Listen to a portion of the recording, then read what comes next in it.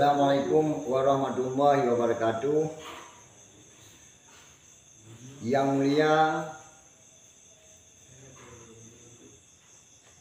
Wali Nagro Tunku Muhammad Hasan Ditiro yang kedua ba Allah Allahumma lahu hingga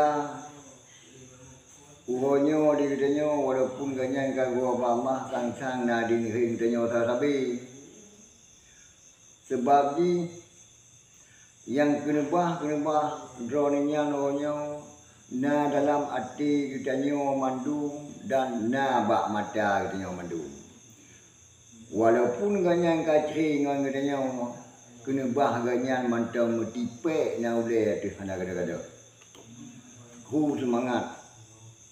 wali kitanyo Tunku Muhammad Hasan Ditiro yang kagua ba Allah bergebi tempat yang layak ke wali kitanyo kebun syurga dan bergebesapat hajan aulia. Amin ya Allah. Teman kamunya yang bekerja kenebah droninya amanah droninya wasiat droninya penutuh droninya wali nang drone kumama saya itu yang kamu kerja teman dalam hanya kamu hana pipi bekerja orang mana mentemiki kimancara bangsa katanya bermutaboh begetim mutaboh begetim pegat begetim jojo tapi kerodro tu munyo hanggetim pegat tapi kerodro gonyo seolah-olah adanya ada kenebah wali gonyo kahanali tainga ataupun katali teman bergebi lipo dalam hati bangsa kitanya yang kada perintah dua bak bangku yang kerja ke negronyo dalam leke baba bermutaboh bergetim menjojo dan bergetim pegat lain yang kuaje yang ka helah yang kau ikut helah kan helah mudi hana saban pam hana saban begitu ya mbak maka bahan ada banyak nonya bungmulana tu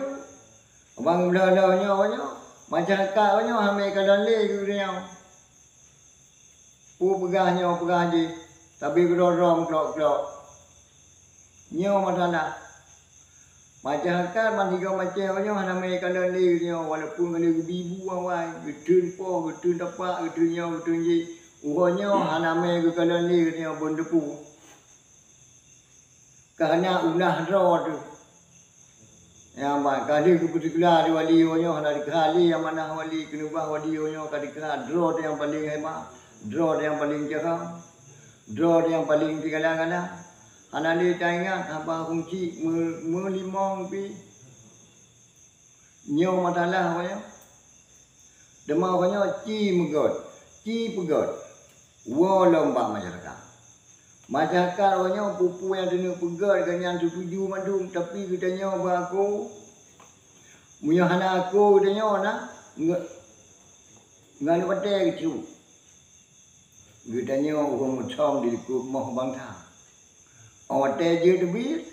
nyoban tak berlaku di panglima tak boleh lagi menanti di lain tak boleh lagi tapi wati gede kata boleh lagu apa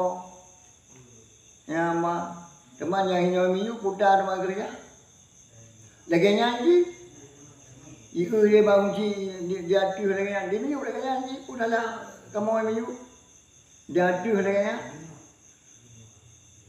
pernah buat yang hana empat ada pernah apa yang hana empat dia habis kagu hum bantaboh gelem